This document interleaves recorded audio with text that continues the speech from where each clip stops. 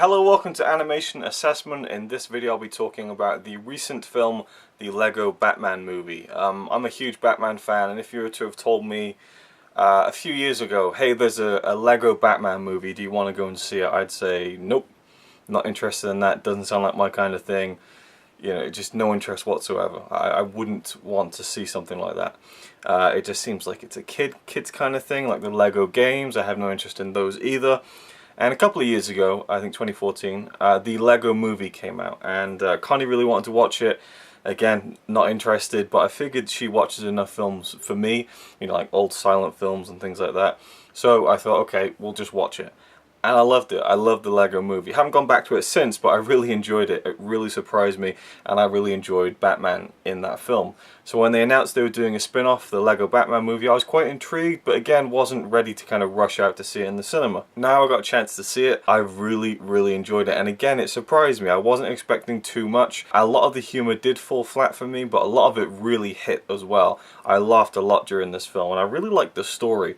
The story sees Batman kind of as this this wonder superhero. He beats everyone at the beginning. He's just the best. Everyone loves him. Then he goes back to the Batcave and he's all alone. And this film's about family. And I liked how it didn't harp too much on the whole Batman, you know, parents being murdered thing. I mean, it's alluded to, but really it's focusing on Batman's kind of isolation and how he won't let another family become a part of his life. And then the main kind of villain is the Joker, who is it's a great kind of, I think it's a really good story, and it has a funny twist to it as well, where the Joker is really annoyed that Batman doesn't hate him, because he feels like I should be Batman's biggest, you know, adversary, so he should hate me. And at the beginning of the film, Batman's like, I don't hate you, I don't care about you.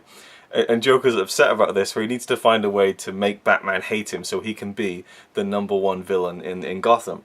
And so there's a really cool kind of plot line where, you know, I won't spoil too much, but I really liked how Joker tried to get at Batman. It was a really cool story in it, and it incorporates all this stuff that you'd never be able to do in a live action film without it being such a complete mess of CGI, and you'd lose a lot of credibility in the live action genre, I feel. With this, with Lego, it was really cool to do stuff like that, and to bring in all these characters from all these other films. I mean, I couldn't believe how many villains they brought back. It reminded me of Last Action Hero, when Benedict wants to go and pull out, you know, Hannibal Lecter and King Kong from old movies and bring them into the real world.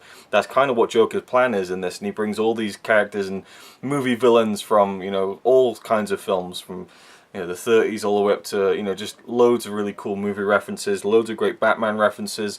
They referenced all the movies, like even the 1940s serial of Batman, which I thought was awesome. I really loved that. We get to see, what's his name? Billy D. Williams, who played Harvey Dent in Batman '89.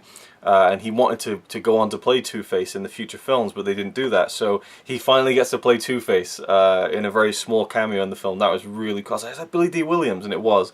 I really enjoyed the voice cast. I forget the guy's name who does Batman, but I really like his Batman. It's a cool take on it, you know, and again, it's supposed to be fun. It's supposed to be filled with humor. You don't take it too seriously. And I loved Robin in the film, voiced by Michael Cera. I really liked his character, and I liked the relationship he had with Batman. Just, yeah, really funny film. I laughed out loud a lot. I really wasn't expecting it. Again, some of the humor falls flat because they're throwing so much at the screen, but I was really surprised by the credits to see that the script had been written by about 5 or 6 people. It really didn't feel like that to me, and I've seen people say that they felt like there were too many script writers, you know, clearly something got lost, but I thought it was a really tight film. I liked the plot, I liked the story, I thought that it had nice emotional beats that, you know, the film is so light, it doesn't really earn them, so at no point did I feel particularly moved, but they were there, and they were serviceable.